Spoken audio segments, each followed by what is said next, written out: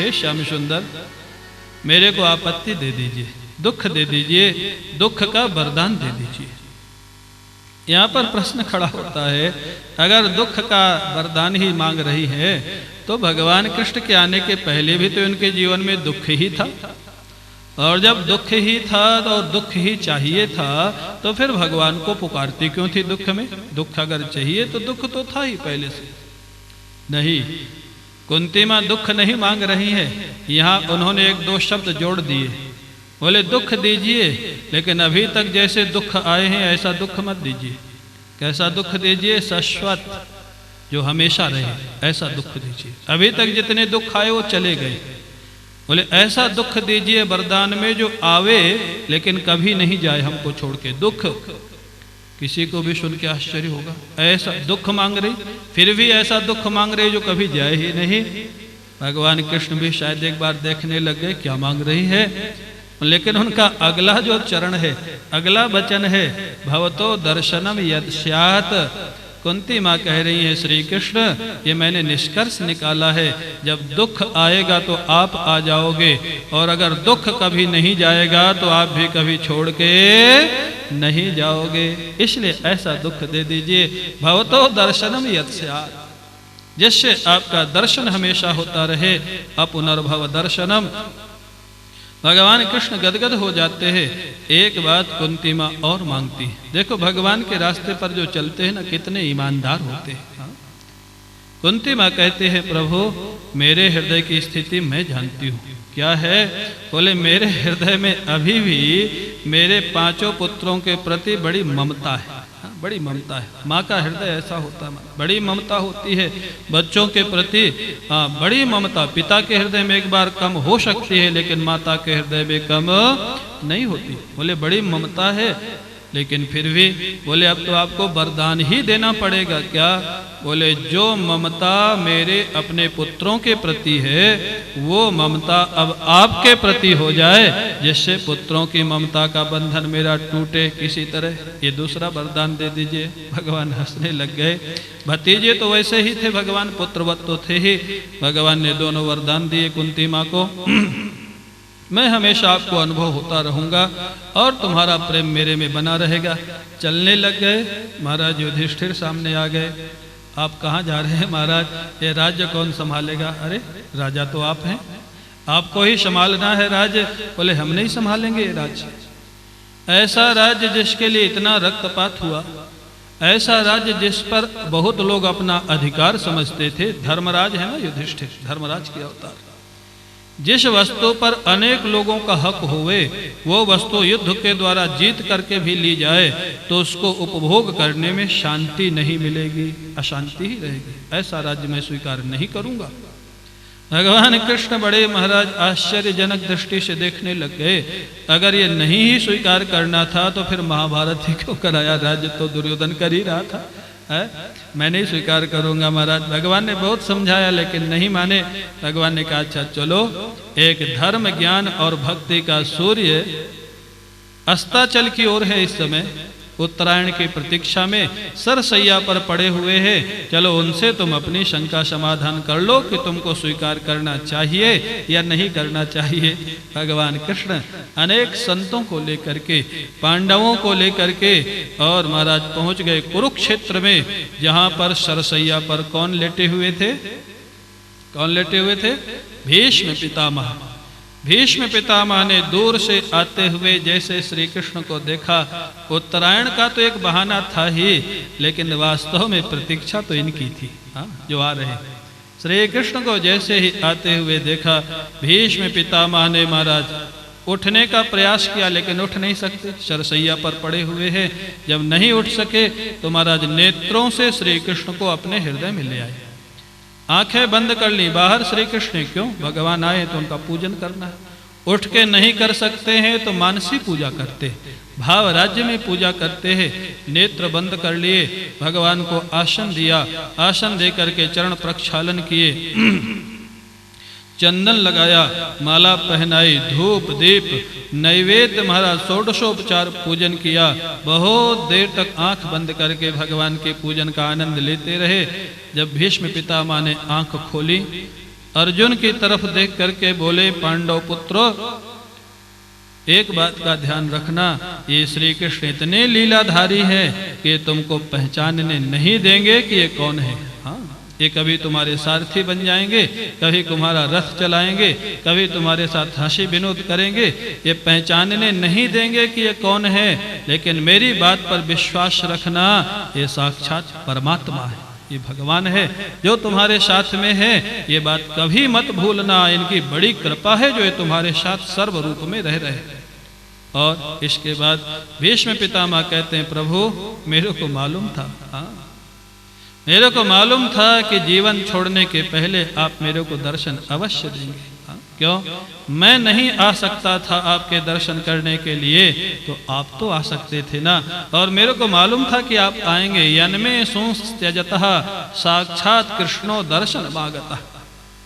इस समय जो आप दर्शन देने आए, ये आपकी अहेतुकी कृपा है। लेकिन अब मेरी प्रार्थना है, आ तो गए हैं लेकिन अभी जाना नहीं यहाँ से। हाँ, आ तो गए। प्रार्थना ये प्रेम भरा आदेश है, नाम है प्रार्थना, लेकिन एक भक्त का प्रेम भरा आदेश, बड़ा सुंदर। हाँ, कहते हैं सुखदेव, ये अपने व्यास जी महाराज लिखते हैं, सदेव देव भगवान प्रतीक्षता कलेवरं यावदिदं हिनोम्यहम् प्रसन्नः सारुणलोचनो लसन् मुखाम्बुजो ध्यानपथश्चतुर्भुजः। हे महादेव, देवताओं के भी देव भगवान प्रतीक्षता, हाँ, आप प्रतीक्षा करिए। कोई अगर स्वामी सेवक से कहे कि मेरी प्रतीक्षा करिए तो बात समझ में आती है। लेकिन अगर सेवक अपने स्वामी से बोले कि मेरी प्रतीक्षा करिए तो बात तो समझ में नहीं आती। लेकिन जब प्रेम की पराकाष्ठा होती है, भीष्म पितामह कहते प्रतीक्षता, मेरी प्रतीक्षा करिए प्रभु, अब जाइएगा नहीं। कब तक प्रतीक्षा करना है? बोले जब तक ये शरीर छोड़ करके आपसे एक ना हो जाऊं तब तक यहीं रहिएगा, अब मत जाइएगा यहाँ को छोड़ करके। एक प्रार्थना, प्रार्थना नहीं, प्रेम भरा आदेश है। और दूसरा आदेश क्या है प्रेम भरा? बोले दूसरा आदेश है चतुर्भुजम। हाँ प्रभु, यद्यपि मैं जानता हूं कि वही आप परमात्मा है, लेकिन मैंने जो उपासना की है वो चतुर्भुज नारायण की उपासना की है। और अंतिम समय में मैं आपको उसी रूप में देखना चाहता हूं, तो मेरी दूसरी प्रार्थना है आप चतुर्भुज हो जाइए। भगवान चतुर्भुज होकर के खड़े हो गए। तीसरी प्रार्थना और भी भावपूर्ण करते हैं। भीष्म पितामह कहते हैं प्रभु, ये दुनिया वाले नहीं समझते हैं कि मेरा आपका क्या प्रेम है, ये नहीं समझेंगे। आप जानते हैं, मैं जानता हूं, 12 भागवतों में भीष्म पितामह का नाम है। हाँ, इतने बड़े भक्त थे। भीष्म पितामह कहते हैं प्रभु, ये जब शरीर छोड़ के मैं आपसे एक होने लग जाऊंगा, मेरे को लगता है मेरे प्रेम के कारण कहीं आपके आंखों में आंसू ना आ जाएं। तो मेरी तीसरी प्रार्थना है, जब ये शरीर मैं छोड़ने लग जाऊं, आपके श्रीमुख पर आंसू नहीं देखना चाहता, मुस्कान देखना चाहता हूं। ये तीसरी प्रार्थना है प्रभु, आप ये तीनों वरदान मेरे को देवें और यहीं विराजे रहें। भगवान ने युधिष्ठिर को आदेश दिया, जल्दी पूछ लो जो भी पूछना है। हाँ? ये महाराज अब इनका समय हो रहा है। युधिष्ठिर जी अनेक प्रश्न किए, दान धर्म, राज धर्म, मोक्ष धर्म, स्त्री धर्म, भगवत धर्म, राज धर्म इत्यादि में समझा दिया भीष्म पितामह ने। अरे भाई, रक्तपात होना ही पाप नहीं होता है। रक्तपात या हिंसा किस लिए की गई? अगर स्वार्थ के लिए की गई, अन्याय पूर्वक की गई तो वो तो पाप होता है। लेकिन अगर अपनी सुरक्षा के लिए की गई, अपने देश की रक्षा के लिए, संस्कृति की रक्षा के लिए, धर्म की रक्षा के लिए, तो वो हिंसा पाप नहीं होती है, वो रक्तपात पाप नहीं होता है। आप सीधे समझ सकते हैं, एक व्यक्ति अगर व्यक्तिगत स्वार्थ के लिए किसी का मर्डर कर दे तो जेल जाना पड़ता है। लेकिन अगर अपनी देश की सीमा पर कोई विदेशी घुस आवे और उसका मर्डर कर दे तो जेल जाना पड़ेगा या पुरस्कार मिलेगा? क्या होगा? पुरस्कार मिलेगा। क्यों? हिंसा दोनों जगह हुई है। एक हिंसा हुई है स्वार्थ के लिए, एक हिंसा हुई है देश की रक्षा के लिए, एक में पुरस्कार मिलता है, एक में जेल जाना पड़ता है। युधिष्ठिर, राजधर्म यही कह रहा है, दुर्योधन के परिवार का जो विनाश हुआ वो अधर्म का विनाश हुआ है। तुम धर्म के रास्ते पर थे, वो अधर्म के रास्ते पर था, इसलिए राज्य स्वीकार करने में कोई दोष नहीं है। भीष्म पितामह ने समझा दिया, युधिष्ठिर जी को समझ में आ गया। अब भीष्म पितामह ने कहा मेरा समय पूरा हो रहा है, प्रवचन बंद कर दिया, भगवान की स्तुति करने लगे। इति मति रूप कल्पिता वितृष्णा भगवती सात्वतुंग वे विभूमि। ये प्रभु, जन्म के समय आपने मेरे को जैसे शुद्ध बुद्धि दी थी, वितृष्णा, एक कौन महापुरुष कह सकता है ये बात जो भीष्म पितामह ने कही। जन्म के समय आपने जैसे निश्चल शुद्ध बुद्धि शुद्ध अंतःकरण मेरे को दिया था, वैसे ही शुद्ध बुद्धि आज मैं आपके चरणों में वापस समर्पित करता हूँ। जो दुर्योधन के पक्ष में युद्ध कर रहे हैं, जो देखने में लगता अधर्म का साथ दे रहे हैं, वो महापुरुष अंतिम समय में कहते हैं मेरी बुद्धि में कहीं कोई रागत द्वेष नहीं, कहीं कोई अशुद्धि नहीं। क्यों भाई? तो ऐसा कैसे हुआ? दुर्योधन के पक्ष में लड़ने वाला व्यक्ति ये अंतिम समय में गवाही दे दे मेरी बुद्धि बिल्कुल शुद्ध है। क्यों? अगर सच्चाई से देखा जाए ना, वो दुर्योधन का पक्ष नहीं कर रहे थे, उन्होंने अपने पिता को 2 वचन दिए थे। हाँ, भीष्म प्रतिज्ञा सत्य होती है और उसका पालन वो कर रहे थे। पिता को वचन दिए थे, पहला वचन दिए थे मैं विवाह नहीं करूंगा, आजीवन ब्रह्मचारी रहूंगा।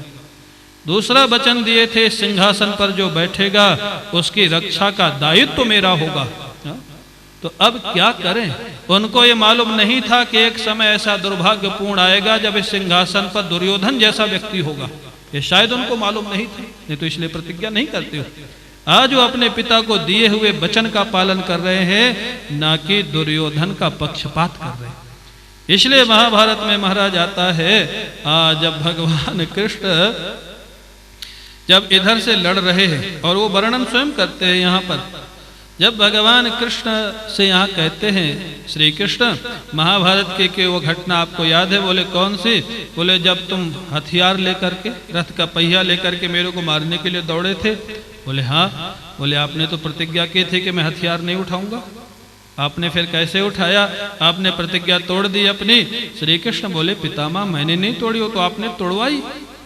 आपने प्रतिज्ञा की थी आज जो हरिहीन शस्त्र गहाओ, आपने प्रतिज्ञा की, ऐसा युद्ध किया कि मेरे को उठाना पड़ा।